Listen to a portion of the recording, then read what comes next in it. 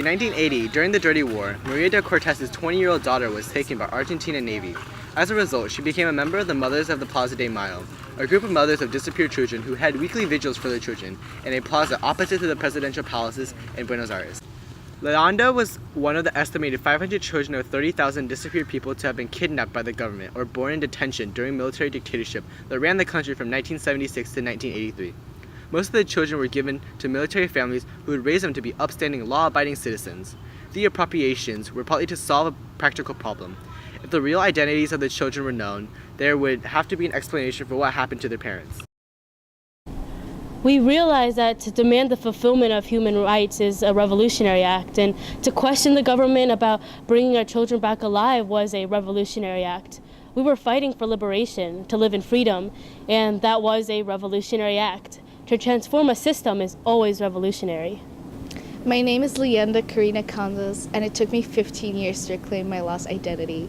I grew up in Argentina with my adoptive parents. My biological father was shot dead in front of me, and my mom disappeared in 1978.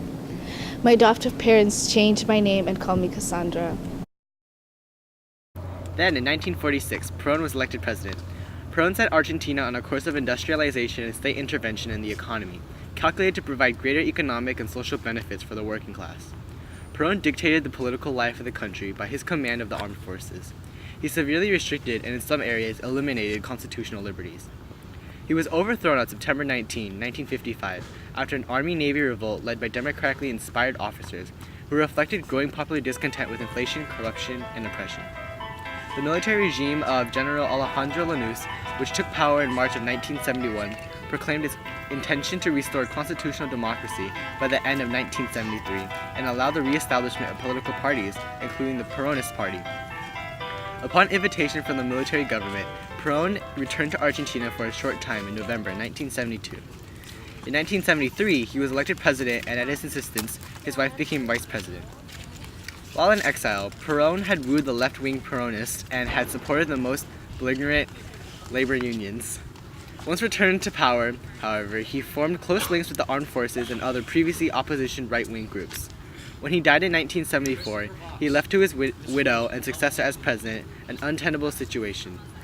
Isabel Perón failed to obtain the firm support of any power group, not even the labor unions. Terrorist activity and political violence ensued. On March 24, 1976, the armed forces took power, removed Isabel Perón from office, and set up military junta. It all started out well, you know. He made so many promises. We saw our economy start to recover, but it was so short-lived. Pretty soon he started censoring our newspapers. Our freedom of speech was so limited. We only say and heard what he wanted us to. The punishment for everything, every little thing was so severe, nobody would stand up to him. And the labor unions that supported him. We were all elated when he was overthrown by the military, though we didn't exactly realize that the trouble was only beginning.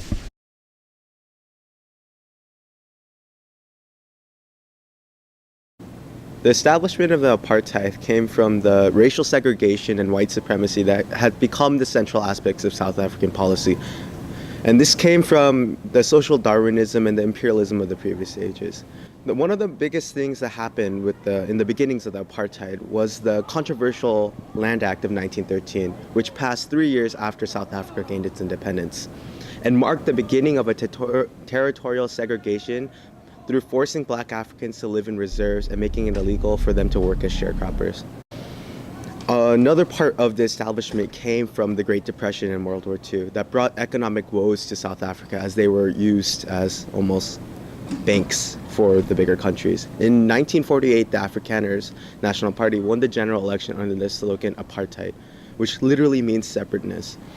Their goal was not only to separate South Africa's white minority from the non-white majority, but also to separate non-whites from each other and divide black South Africans along tribal lines in order to decrease their political power. By 1950, the government had banned marriages between white and the people of other races and prohibited sexual relations between black and white South Africans. The Population Registration Act of 1950 also provided the basic framework for apartheid by classifying all South Africans by race, including Bantu, colored, and white, and a fourth category, Asian.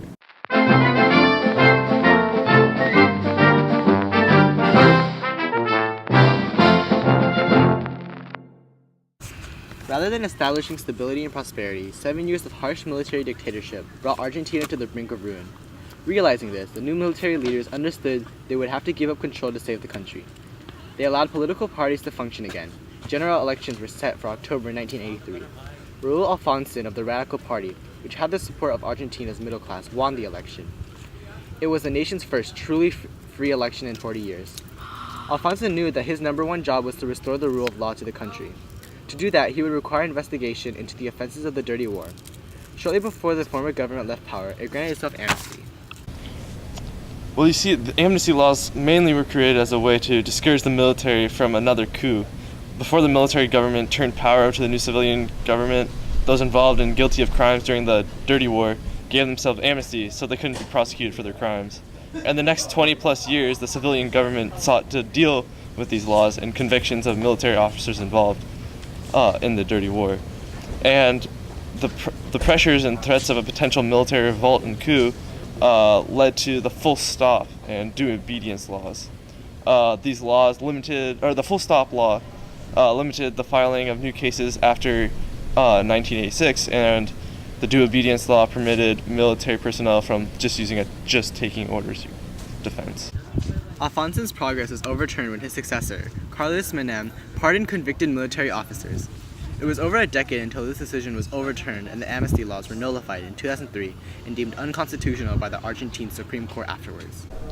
This decision allowed charges to be brought against individuals thought to be responsible for murder or for torture. In fact, with this change, as many as 1,000 people could be charged for a past crime. My father, he was a leader of both peaceful protests and armed resistance against the white minorities' oppressive regime in radically divided South Africa.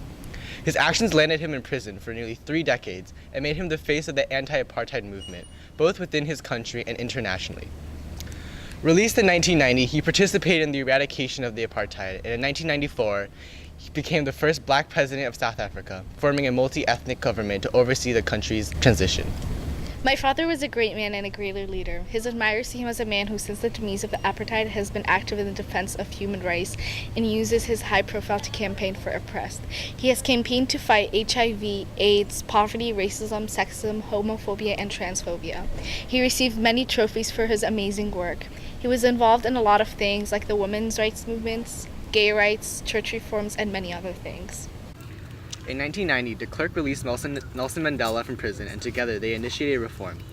They developed a new constitution for South Africa that would represent all South Africans and allowed ANC and other organizations to speak freely, and repealed most of the apartheid laws.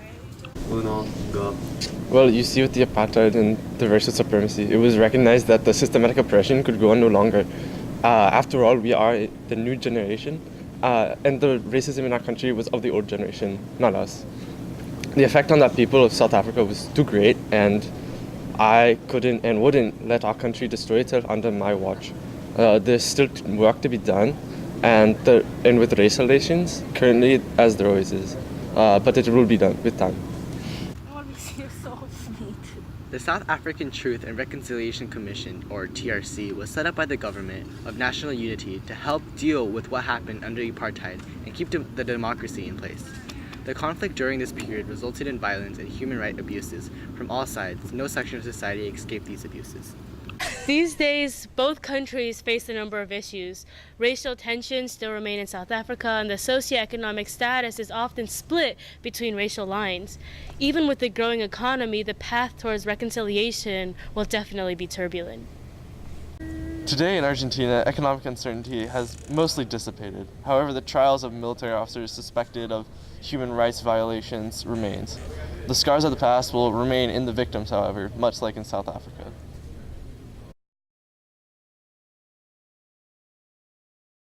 I'm Steve Ricks. Adios. Thanks for watching.